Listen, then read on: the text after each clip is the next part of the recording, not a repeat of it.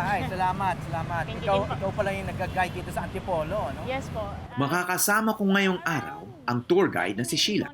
Madalas niyang inililibot ang mga banyagang turista sa Maynila, Laguna, at dito sa Antipolo. Ano yung suggested itinerary natin ngayon? For today po, siguro pupunta po muna tayo sa Hinulugang Taktak.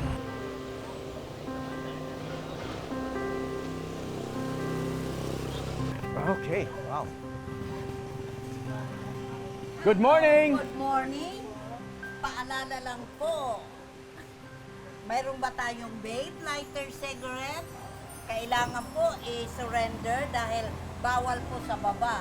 Pag mahulihan ng vape, ng cigarette, lighter, 5K ang multa. OMG!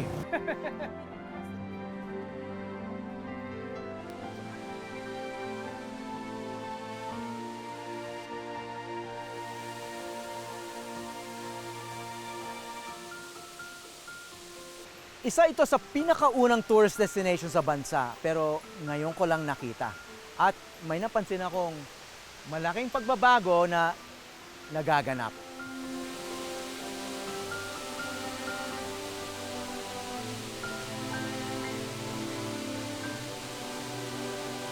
So nagdadala ka ng mga foreigners din dito. Isa po ito sa itinerary na binibigay ko po. Anong reaction nila dito? Nakita po nila, maganda po yung place since it's greeneries from the city. But nung naamoy po nila, nagkaroon po ng samyo ng amoy. Doon lang po parang na-off sila po doon sa pinakang amoy. Na-off sila sa amoy. So Opo. yun nga, medyo Foul po yung... maamoy nga. So, Opo. paano mo ma-describe yung amoy nito? Medyo amoy basura po talaga. Amoy basang basura. Parang may kahalong sewage. No? Opo, may sewage po talaga. Kasi meron po siyang mga domestic waste from the settlers po sa taas. Bago pa man napuno ng gusali ang Antipolo, sikat ng pasyalan ang Hinulugang Taktak. Hango ang pangalan nito sa isang alamat. Saan galing yung pangalang Hinulugang Taktak? Ang mga residente po na nakatira dito is parang nagrereklamo about dun sa malakas na tunog na naririnig nila during prayer time or tinatawag na angelus po. Tapos sinabi po nila ito sa mga pare, local priest, and yung mga pare naman po na yun ay rumisponde by throwing the bell dito po sa falls na to. That's the name Hinulugang Taktak po. Anong ibig sabihin ng taktak? Taktak means big bell po or malaking kampana po.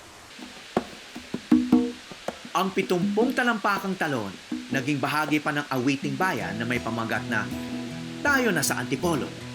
Isinulat ito ng mga awit na si Herman San Jose o kilala sa bansag na Jerry Brandy noong taong 1929. Sa pelikulang Himala ng Birhen noong 1947, makikita rin ang talon na pinalilibutan ng mga magigiliw na dalaga.